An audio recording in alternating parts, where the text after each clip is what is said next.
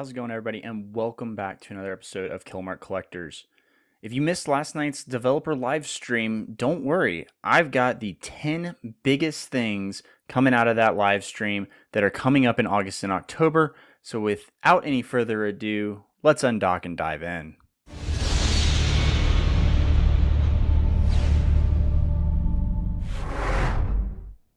Now, last night's 1-year anniversary live stream was packed full of some awesome updates and content that I am super excited about. And so today what I want to do is take that hour-and-a-half long live stream and distill it down for you into the 10 things that really came out of that for me and that I'm really excited about. Now, I do want to preface some of this with I was not a part of the Faction Wargames tests. So I don't have any insider information other than what was revealed last night, and then what kind of I can extrapolate off of this. So for some of this stuff, I am going to be making some swags, but I think that they're going to be fairly close to what's going on just based off some of the screenshots and some of the way that this has worked.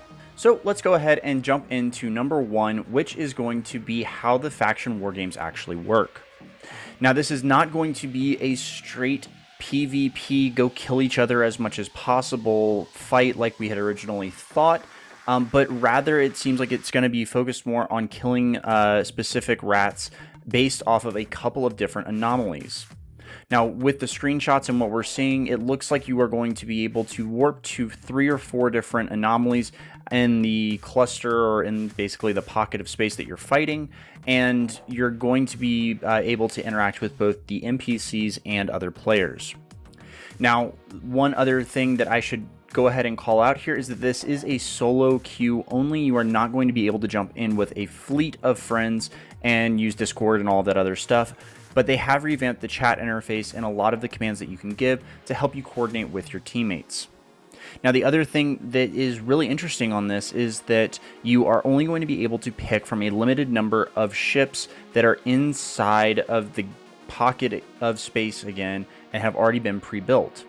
Now, based off of the number of ships that we are able to see in these screenshots and what the devs have said, that there is a total of about 30 total pre-built ships. If we look, we can see that there's about 8 ships per faction that are listed here on screen, all frigates and destroyers. And then there are only 4 factions, so 32 ships. So that kind of makes sense. Now, what is going to likely happen here is we'll expand over time and they'll add more modes as they talked about. But to start with, you are going to be able to use those frigate and destroyer skills. So yay, destroyer pilots. But it looks like that's going to be all that we're able to start with. Now, again, I don't have any insider information, so this is purely guessing based off of the screenshots that we've seen and what they showed last night. With that, let's go ahead and talk about number 2, which is going to be that we are going to see a new type of store and currency specifically for Faction Wargames and the rewards that you get for playing that. There's apparently going to be 4 different levels of rewards, the highest of which being that you can get debris and sounds like blueprints for faction drones. I'm really excited about the faction drones in particular. Now, with this, you do have to be tech level 5, so it's going to have some barrier, but I think at this point most players are going to be able to hit tech 5 pretty quickly, especially because of the new tutorial system, which I'm going to talk about again in just a minute. So with the LP store covered, let's move on to number 3, which is going to be the new Relic Sites and the rewards that you get. Now, the rewards are going to be primarily rig blueprints and a new type of resource or material called, I guess for lack of a better term, an industry decryptor. Now, these are going to have different abilities and give you different bonuses when you're doing your industry runs. I am not an indie guy, so I need to do a little bit more research on what this means. But if we look at some of the way that this is set up, even if you're talking about a 1% or even a 10%, if you stack enough of these together, drop in the materials required for, say, a Dreadnaught, you could be looking at billions in cost savings. So I don't think it's unreasonable to say that these are going to be high value and they are going to provide a great way for solo players to make some ISK. Now, number 4 is that they are revamping the tutorial system as a whole. And I think this is great for new players. I don't think it has much of an impact on the existing player base, but it is going to be based off of real life scenarios where people are, getting away from miners or trying to kill miners, kiting, things like that. So I think it's going to help give a little bit more real world experience before players are just thrown into the main game. This, along with the Faction Wargames, I think is going to be a fantastic way to get new players engaged and really get them started down the path of joining a bigger alliance, doing some of these SOV activities, and really enjoying the game to its fullest extent. Now, number 5, as we do speak about SOV, is going to be around the new SOV structures for industry.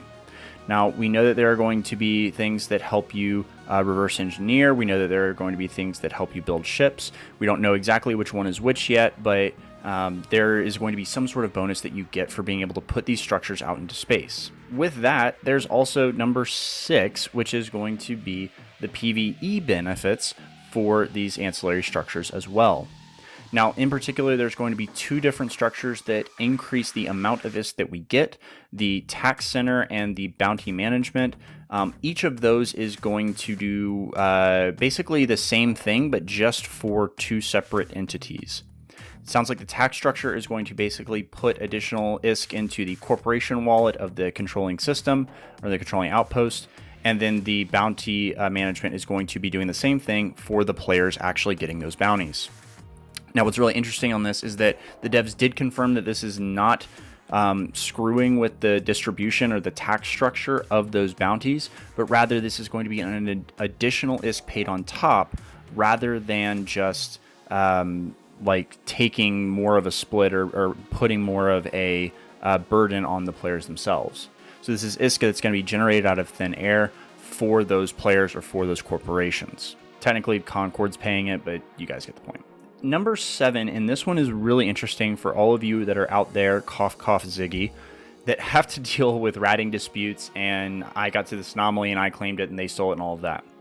The pirate observation is going to actually give you the ability to not only see which anomalies are special anomalies, so there's no more going to be just grinding system anomalies and hoping that something pops. You'll actually be able to see in the source if it's a base or if it's unknown. If it's unknown, it's from the system. If it's from a base, then it means that it's going to be able to spawn a special.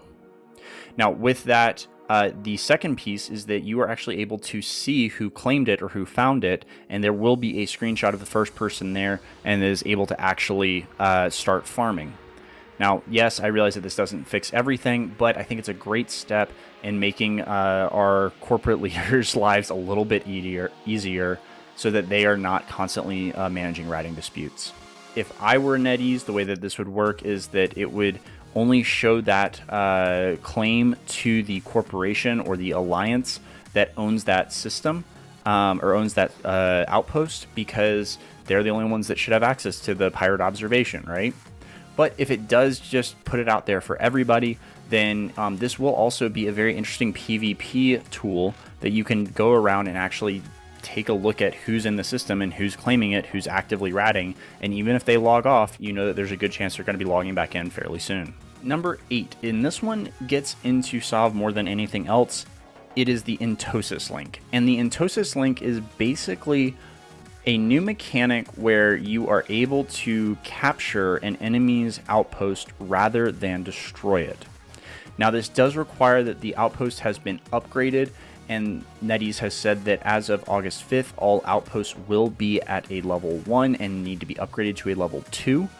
But once this is in place, it's going to allow you to basically take over an outpost rather than destroy it, so that it makes it less risky in some ways for a corporation or for a player to actually put something out there. I'm going to wait to pass judgment on this completely. I think overall it's a great change. I do question a little bit of the decision to not allow it to ever be destroyed, and I hope that I just misunderstood that. It feels weird that we could go into a system and 15, 20 jumps into enemy territory and not be able to kill a citadel, because if we capture it, it doesn't feel like that's really valuable, because the enemy is just going to come back and capture it themselves. and it's in their system, and it feels like it's taking away some of the strategic options. So what I hope happens is that there's like a third timer. So you have the shield timer, you have the armor timer, you would then go into this lost control status. That would be a timer, and then you would still have the hull timer to where if you wanted to, you could push it into hull and you could actually completely remove it from the board. I don't know if that's going to be how they do it. Like I said, I just hope that they kind of do, so that there are some more strategic options for alliances and FCs. All right, number 9, and this one is super exciting for a lot of people because not only are we getting dreads, we are also getting carriers. And the way that it sounds like this is going to work is it's going to be a little bit more, as the dev said, of an RTS feel. It's going to be a lot more micromanagement, and it's just going to be a little bit different type of play than the way that we have stuff right now. Now, we do have a little bit of time here because this is coming out in October, so I'm hoping that we get some more information soon, but by and large, what it sounds like is that these are going to be larger carriers. They're basically going to be souped up drones, which is kind of fair, kind of not, but I don't really know a better way to say it at this point. And you will be able to actually control all of those different flights of fighters and drones and whatever you want to call them. Now, again, I don't know how this is going to work, but I think it's really exciting because it gives players another way to play the game. This is going to be almost like having a base, something that's not very mobile, but then you are controlling all the little fingers and arms that are going out and attacking people. So it should be a lot of fun. I'm really excited about it. And then finally, number 10 is going to be Project Discovery. And we don't know exactly how this is going to work, but the basic idea is that there's going to be some sort of mini game or something that you can participate in that will actually help solve real world problems. Not only are we going to be able to play this game and enjoy it, we're also going to be able to help out some real scientists that are solving issues that are impacting people's lives on a daily basis. Well, that's it, guys. You let me know in the comments down below what you are most excited for. If I missed anything major, these are my top 10 and kind of what I took out of last night's live stream, but I'm really curious to hear kind of just your thoughts and where you think the game is going. So if you enjoyed this, like, subscribe, do all the things, and until next time, fly safe.